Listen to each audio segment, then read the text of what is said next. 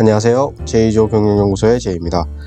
오늘은 세무회계 실무에 기본이라 할 수 있는 간편장부와 복식부기의 차이, 그리고 적격증빙에 대해서 간단히 알아보도록 하겠습니다. 사업자가 장부를 쓰는 방식이 크게 두 가지가 있습니다. 바로 간편장부와 복식부기인데요. 간편장부는 말 그대로 간편하고 쉽게 작성할 수 있는 장부를 말합니다. 많은 영세사업자나 소규모 사업자분들이 작성하는 방식이 이 간편장부 방식입니다.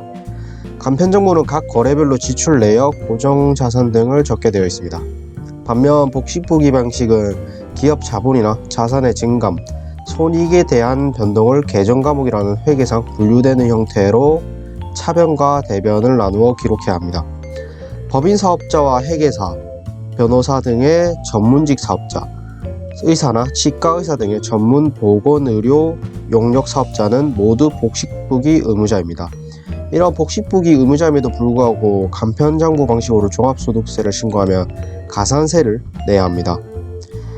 간단하게 업종과 사업소득에 따른 장부 신고자 분류를 보도록 하겠습니다. 보시는 것처럼 업종과 소득에 따라 장부 신고자가 분류되는데요.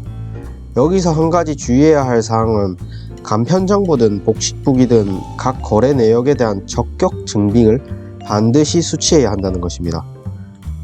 적격 증빙이란 어떤 거래가 발생했을 때 공급자가 공급받는 자에게 거래 사실을 증명할 수 있는 증빙을 주게 되는데, 그 증빙 중에서도 세법에서 적법한 정규 증빙으로 인정하는 것들을 말합니다. 일반적으로는 매 거래마다 적격 증빙을 받아야 증빙 불비 가산세를 면할 수가 있습니다.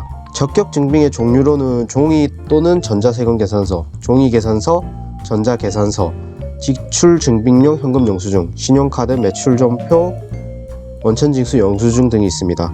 이 중 가장 많이 사용하는 대표적인 적격 증빙은 전자세금 계산서라고 할 수 있겠습니다. 여기서 세금 계산서가 아닌 일반 계산서는 세금 발급이 불가한 면세 사업자들이 발급하는 적격 증빙이라고 할 수 있겠습니다. 때문에 일반 계산서에서는 부가가치세 항목을 찾아볼 수가 없습니다. 이처럼 일반 과세사업자에게 재화를 공급받았다면 세금 계산서, 면세사업자로부터 재화를 공급받았다면 일반 계산서를 발급받으시면 됩니다. 여기서 한 가지 팁은, 아마 요즘에는 대부분의 사업장에서 이렇게 하고 계시겠지만 세금 계산서든 일반 계산서든 전자로 받으시는 것이 좋다는 것입니다. 종이로 발급을 받을 시 분실의 위험도 있고 수취한 계산서를 홈택스 등의 전자화된 형태로 다시 입력해야 하는 수고가 필요하기 때문입니다. 다음으로 지출 증빙용 현금 영수증은 말 그대로 현금을 사용했을 때, 신용카드 매출점표는 신용카드, 체크카드 등 각종 카드로 결제를 했을 때 받는 적격 증빙을 말합니다. 마지막으로 원천징수 영수증이란 소득이 발생했을 때 소득에 대한 세금을 소득을 지급받는 사람이 내는 것이 아니라 소득에 대한 금액을 지불한 주체가 대신 내주는 것을 말합니다. 대표적인 예로 회사에서 근로자의 근로소득에 대한 세금을 대신 내주고 소득금액에서 세금을 제하고 나머지 금액을 근로자에게 지불을 하고 정산하는 것을 들 수가 있겠습니다. 이렇게 우리는 꼭 수취해야 하는 적격 증빙에 대해 몇 가지 알아보았는데요. 그렇다면 우리가 거래할 때 많이 쓰는 증빙 중 적격 증빙이 아닌 것은 어떤 것이 있을까요? 우리가 흔히 사용하는 계좌 이체증, 거래 명세서, 계약서, 간이 영수증 등은 적격 증빙이 아닙니다.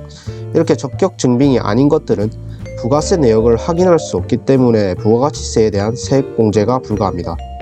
다만 3만원 이하 거래인 경우 적격 증빙이 아니라도 종소세 신고 시 비용 처리는 가능하다는 것을 알고 계시면 될 것 같습니다. 지금까지 각 회사에서 사용해야 하는 장부 작성 방법과 적격 증빙의 종류를 간단하게 알아보았습니다.